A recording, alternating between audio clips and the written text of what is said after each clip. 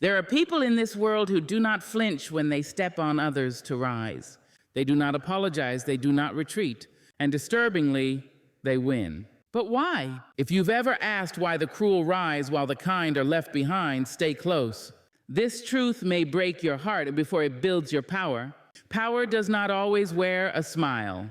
It does not always announce itself with charm or warm hands stretched in peace. Sometimes it enters the room without fanfare. No clapping, no choir, just a heavy presence that makes people sit up straighter, hold their breath, and hush their trembling hearts. Power does not need to grin to be known. It can be quiet. It can be cold.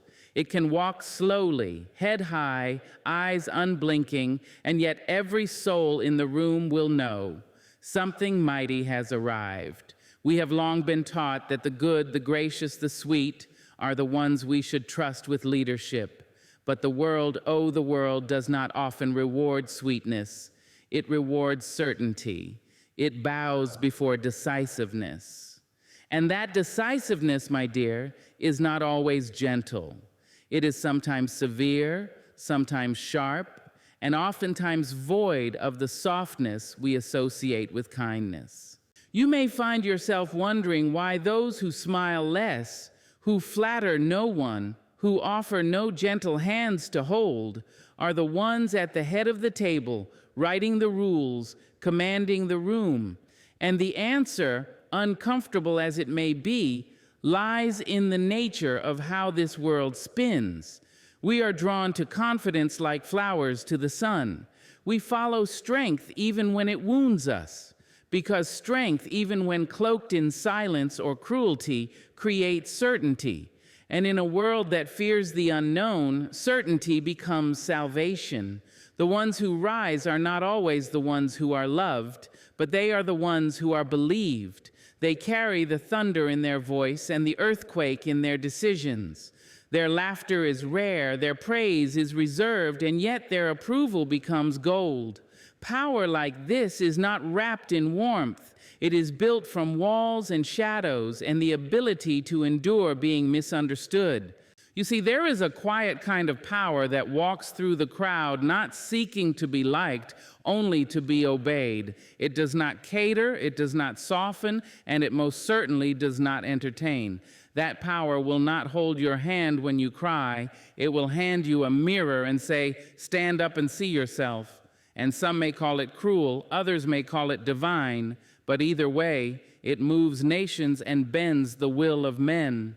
This kind of power does not bloom from the same soil as affection. It is not nurtured by the light of popularity. It is forged in solitude, in decisions made alone, in choices that do not beg for applause.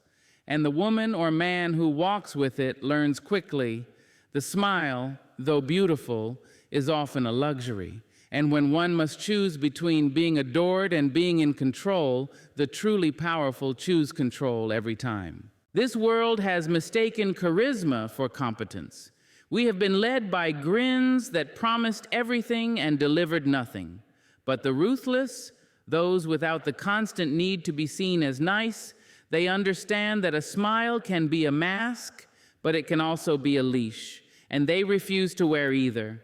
They move through boardrooms, through bedrooms, through battlefields, with a stillness in their face that unnerves the soft-hearted. They do not give themselves away in expressions.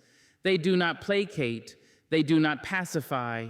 They command, not through volume or charm, but through unwavering presence. Their eyes do not dart around for approval. They fix, they focus, they own. And people follow them not because they feel good, but because they feel sure. The smile then becomes unnecessary. Because when you carry the weight of true power, you no longer need to prove you are kind. You only need to prove you cannot be moved. Compassion has a cost, and oh, how steep that toll can be for the ones who feel everything all the time with their whole body and breath. It is a beautiful thing. This tenderness, this ache to see others whole, this hunger to keep someone else from breaking even when you yourself are crumbling inside. It is noble, yes, holy even. But in a world that runs on competition, silence, and steel-hearted strategy, compassion is a weight, a heavy garment worn by those who still believe that love can mend what power often breaks. And while that garment may shine under the light of moral goodness, it drags against the dirt of reality. Because the truth is, the one who stops to ask, "Will this hurt them?" is always a step behind the one who never bothers to ask at all. And in that delay, in that beautiful pause filled with humanity, the ruthless have already taken another inch, another opportunity, another piece of the world. The compassionate carry a burden not everyone understands. They are the ones who say yes, even when it tears them. They are the ones who apologize when they are the ones bleeding. They forgive before the wound has closed, and they show up even when their own soul is screaming for rest. But every time they bend, something inside them begins to fold, and little by little, the ones with soft hearts become hollow from overuse. Because when you give and give without guard or gate, the world will take and take, not out of evil, but because it can. People grow used to kindness. They begin to expect it, to rely on it, to feel entitled to it. And suddenly, what was once a sacred act of care becomes a duty, a demand, a debt you are expected to pay on time and without complaint. The compassionate know this. They feel it in their bones, in the exhaustion beneath their eyes, in the quiet breakdowns behind locked bathroom doors. There is a danger in always putting others first. There is a danger in always being the one who understands, the one who excuses, the one who carries someone else's storm in their chest. Because compassion, unchecked and unprotected, becomes martyrdom. And martyrdom may be praised in poetry, but it is punished in practice. It leads to burnout, to resentment, to silent suffering masked by a smiling face. The world claps for the kind until the kind can no longer perform, and then it moves on to someone stronger, colder, more efficient. And that is the cruelty hidden in compassion. It is rarely reciprocated with the same depth it is given. The one who sacrifices is often left alone without thanks, while those who took walk away fuller, freer, fed by someone else's bleeding generosity. The compassionate often make their decisions not based on gain, but based on guilt. They are driven not by ambition, but by obligation. They say yes when every fiber in them is screaming no. They make room at the table even when their own chair is barely holding together. They do it because they feel deeply, richly, relentlessly. But that very depth is what leaves them vulnerable. Because feeling in a ruthless world is not a shield. It is an open wound. And the powerful know how to spot those wounds. They know who will hesitate. They know who will back down. And so the compassionate become predictable, easily maneuvered, easily manipulated, because they do not want to see others hurt, even if it means hurting themselves in the process. And still, they continue. They continue to show up, to pour out, to open their arms and say, "Come, let me carry some of your pain." But each time they do, they forget to notice the weight they've already picked up. They forget that even saints have spines, and even angels must rest. Compassion has become their currency, and the world, greedy as it is, never stops collecting. There comes a moment, quiet and harrowing, when a person must choose, not between right and wrong, but between what is right and what will work. It is in that narrow space, that uneasy, trembling divide, where morality meets strategy. And my, what a battlefield it is. Morality asks us to carry integrity like a banner, to walk through storms with clean hands and an honest heart. But strategy does not care if your hands are clean. It only wants to know if they are strong. The moral path is paved in principle and conviction, in sleepless nights where you wrestle with your conscience like Jacob wrestled with the angel. But strategy is ruthless. It demands results, not righteousness. It does not wait for your soul to find peace. It waits for you to act swiftly, sharply, decisively, even if your heart breaks along the way. There are those who will tell you that good always wins, that if you keep your character intact, the universe will reward you. But the reality is far less poetic. Goodness, on its own, is not always enough. The world does not run on decency alone. It runs on movement, on action, on the clever placement of decisions and the timing of silence. And so often, the ones who triumph are not the ones with the softest hearts, but the ones with the hardest calculations. You see, the moral soul wants to protect, to uplift, to walk without stepping on anyone's shadow. But in the realm of strategy, that kind of grace is seen as weakness. Those who play the game, the real game, know that hesitation is costly, that sometimes, to save the village, you must let one house burn, and that thought alone can crush a moral spirit, but it fuels the strategist. Because the strategist is not worried about how people will feel today. They are thinking about 10 moves ahead. They are playing with the weight of empires, not emotions. Morality is a compass, but strategy is the map. The compass tells you which direction honors your truth, but the map tells you where the traps are, where the rivers run deep, where the enemy may be hiding. And if you follow only the compass, you may find yourself in a place that is righteous but ruined. And if you follow only the map, you may arrive at success with no soul left to celebrate it.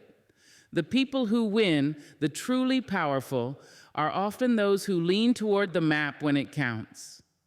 They close their hearts just long enough to open the gates. They swallow their guilt long enough to claim the crown. And while the moral ones debate, discuss, and try to find the most ethical route, the strategic ones have already crossed the line, closed the deal, claimed the space. And then often they turn back and say with a smile, "It was just business." We want to believe that fairness lives in every boardroom, every courtroom, every kingdom.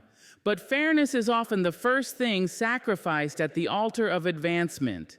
The strategist knows that every person has a price and every principle has a point where it will bend or break. They do not weep when others fall. They simply step over the remains and keep moving, because in their mind, every setback is a lesson, every betrayal a chess move, every sacrifice a necessary evil on the road to power. And those who live only by morality find themselves exhausted, outraged, disillusioned, not because they were wrong, but because the game they're playing does not reward the rules they follow. Morality teaches us to serve. Strategy teaches us to survive. And in the corridors of power, survival often wins the seat. The ones who rise are rarely the purest. They are the ones who knew when to keep their hands clean and when to get them dirty without flinching. There is a power, ancient and unnerving, that does not shout, does not tremble, does not explain.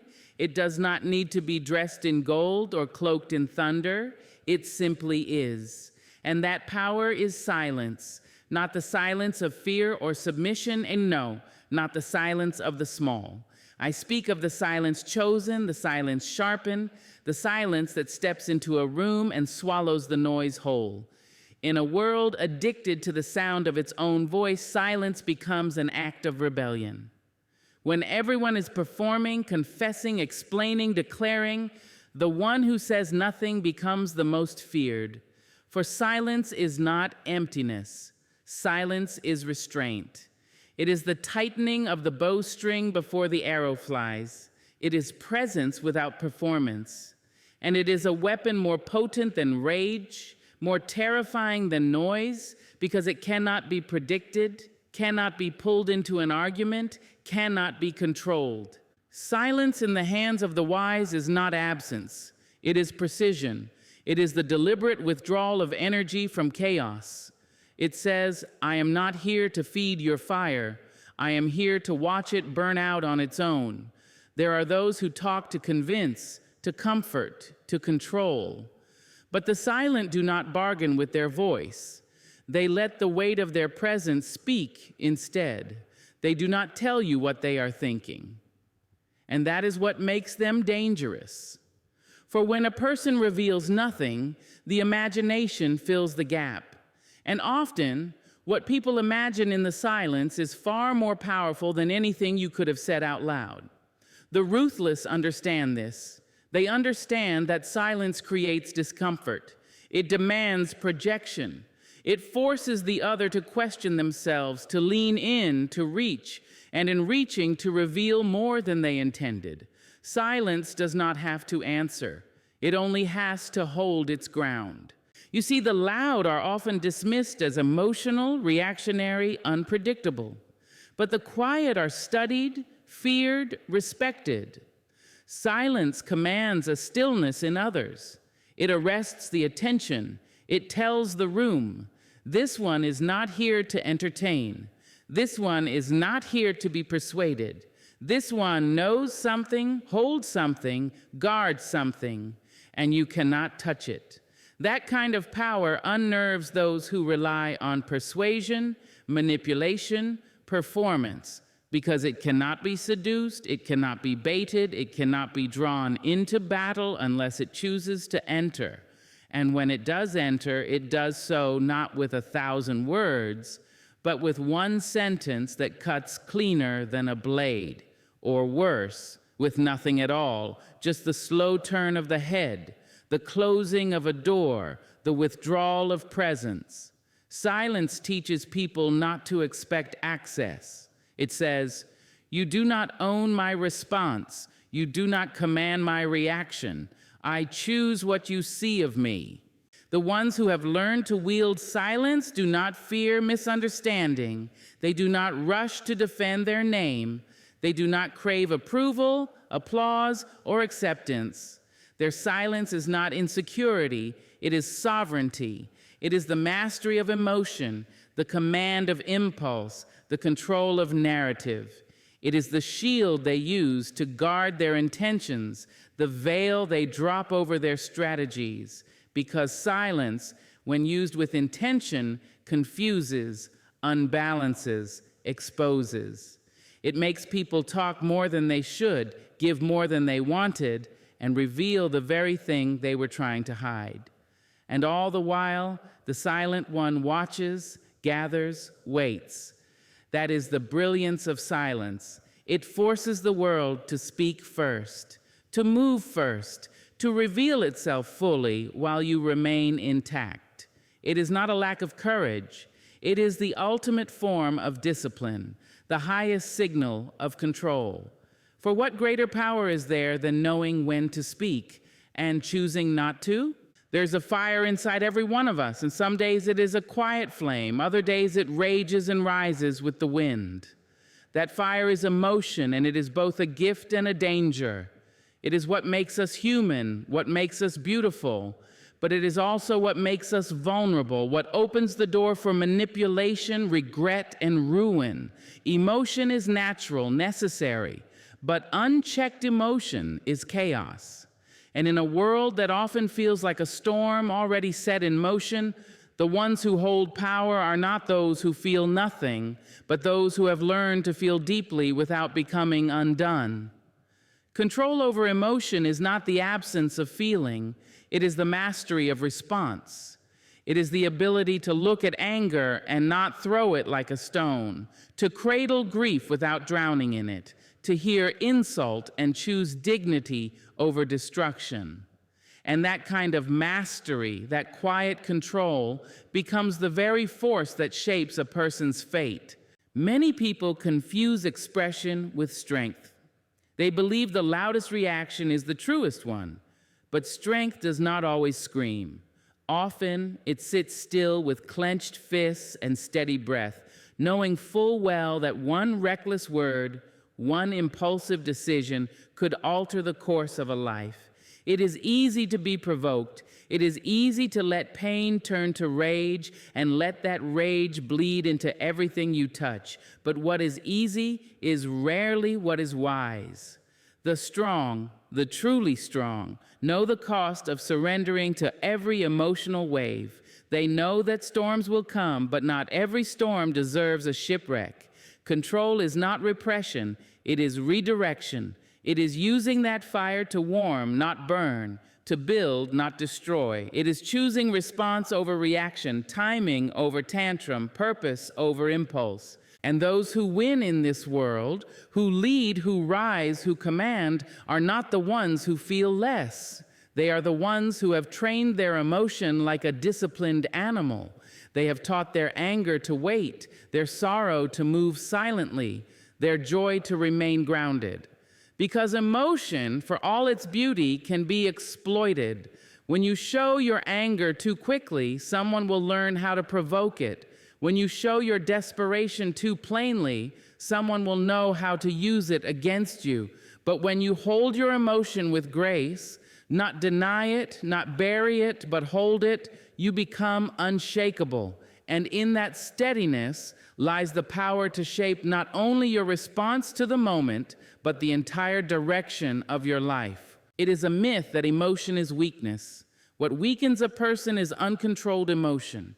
When grief spills into every conversation, when love turns into obsession, when fear dictates every step forward, the heart is not meant to lead alone. The mind must sit beside it, guiding, balancing, pausing when the world tempts you to act before you think.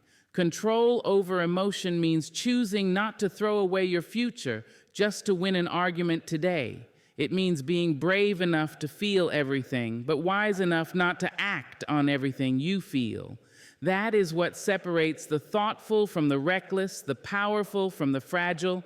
You can cry in private and still be powerful in public. You can hurt without giving your pain a microphone. You can be angry and still choose to respond with calm.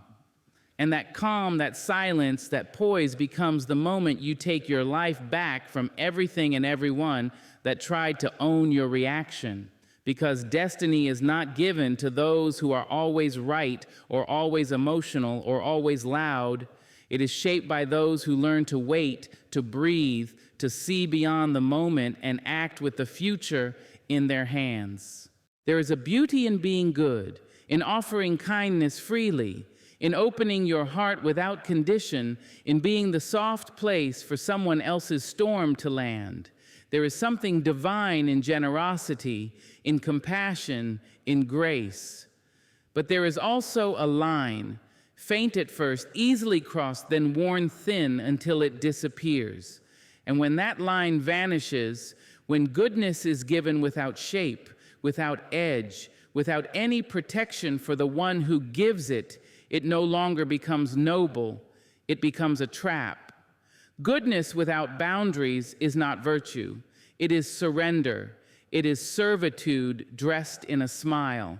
And over time, that kind of unchecked giving turns into slavery of the spirit, a condition where your worth is measured only by what you do for others, never by who you are when you choose to say no. The world will take and take, not because it is cruel, but because it is used to being offered more. When you show people that you will always forgive, always stay, always sacrifice yourself for their comfort, they will grow to expect it.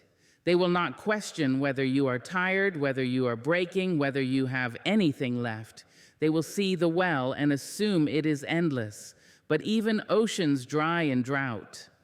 And when your kindness begins to hollow you out, when it starts to silence your own needs, your own voice, your own desires, it is no longer holy, it is harmful. To give without boundary is to teach others that you do not require care in return. And that lesson, once taught, is hard to unteach. It becomes a script you perform over and over. Smile, give, understand, endure, until you can't remember what it feels like to receive, to speak up, to choose yourself without guilt. We are raised, especially women, to believe that goodness means selflessness, that we are at our best when we are last, that love means shrinking so others can shine, that strength means never asking for anything back. But that version of goodness is not sacred, and it is social conditioning wrapped in moral language. Real goodness has boundaries. Real love includes self-love. True compassion makes space for everyone in the room, including the one who gives it. You can be kind and still say no. You can be generous and still keep some things for yourself. You can carry others when needed, but you were never meant to be the ground they walk on every day. You are not here to be someone's emotional mule, someone's unpaid therapist, someone's forever fixer. You are here to live too, to rest, to want, to need, to grow without apologizing for your humanity.